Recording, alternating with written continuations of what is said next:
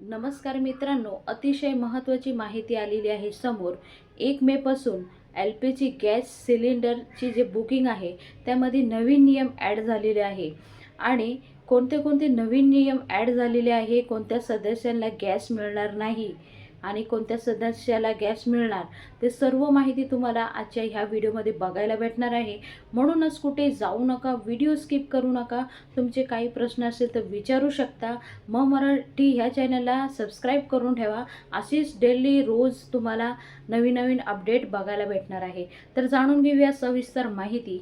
नमस्कार मित्रांनो, मे महिन्यापासून LPG सिलेंडर बुकिंगच्या नियमामध्ये मोठ्या बदलची चर्चा सुरू आहे। पुरवठा सूचित आणि सुनिश्चित करण्यासाठी सरकारने तेल कंपनीची बुकिंग आणि वितरण प्रणालीमध्ये सातत्याने बदल केलेले जात आहे। गेल्या काही दिवसापासून LPG सिलेंडर महाग झाला आहे।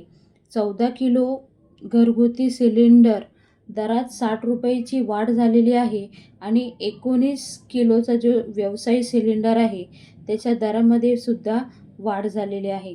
तर 1 मे 2026 पासून किमती पुन्हा बदलू शकतात असे आदेश दिलेले आहे सरकारने।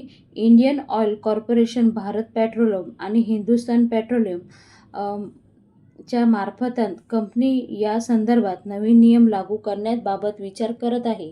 बुकिंगचे नियमही अधिक कडक झालेले आहे। शहरामध्ये गॅस सिलेंडर बुकिंग करण्यामध्ये कालावधी 21 दिवसा ते 25 दिवसपर्यंत लागणार आहे आणि ग्रामीण भागामध्ये 45 दिवसपर्यंत वाढ झालेली आहे। तर ग्रामीण जे भाग आहे तिथे 45 डेज आणि शहरामध्ये 25 दिवस दिलेले आहे। त्याच्या आत तुम्हाला सिलेंडर बुकिंग केल्यानंतर आता OTP आधारित वितरण प्रणाली लागू करण्यात आलेली आहे। यामुळे ग्राहकांचा गॅस वितरण वेळी OTP देणे आवश्यक आहे। ही प्रणाली कायमस्वरूपी अशीच राहणार आहे, जेणेकरून सिलेंडरचा काळा बाजार आहे ते कुठे ना कुठे कमी करण्याचा सरकारकडून हा एक नियम लागू केलेला आहे।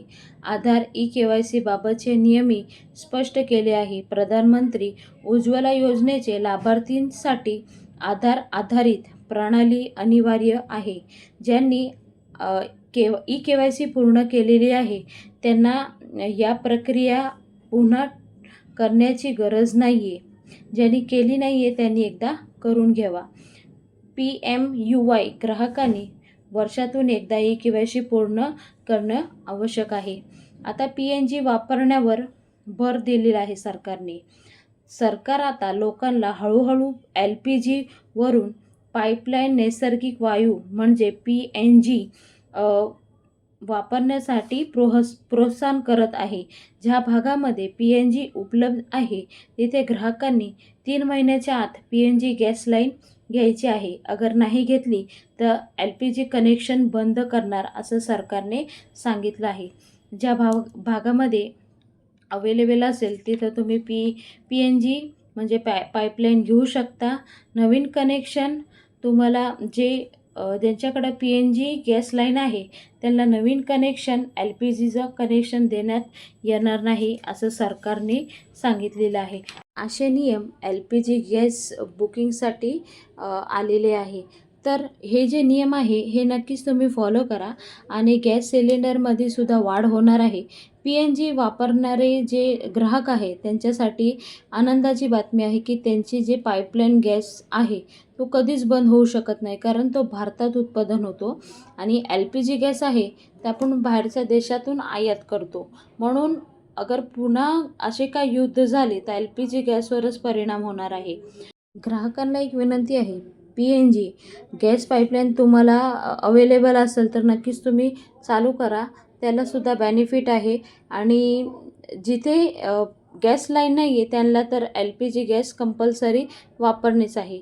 तर ही होती एक खूप मोठी अपडेट तुमच्या सर्वांसाठी। व्हिडिओ आवडला असेल तर जास्तीत जास्त पुढे शेअर करत राहा।